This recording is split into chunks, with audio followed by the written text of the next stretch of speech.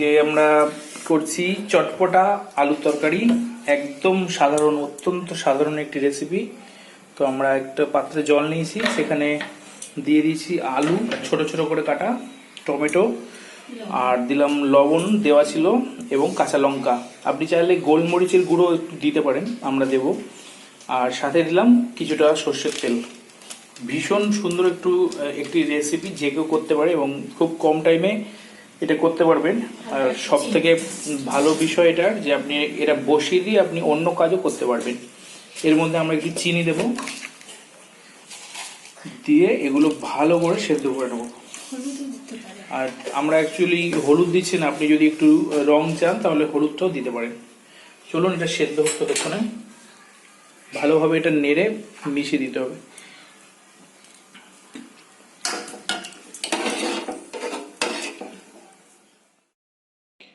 তো বন্ধুরা, আপনারা দেখছেন এটা সেদ্ধ হচ্ছে। আমরা মিনিট 15-20 এইভাবে সেদ্ধ করেছি। আস্তে আস্তে জলটাও কমছে, দেখছেন। অত্যন্ত সহজ একটি পদ্ধতি। আর বেশি তেল মশলা নেই, প্রথমে যা তেল দিয়েছিলাম সেইটুকুই। তো দেখছেন, এর একটু পরে আমাদের রান্না কমপ্লিট। এই দেখেন। ধন্যবাদ ভিডিওটি দেখার জন্য।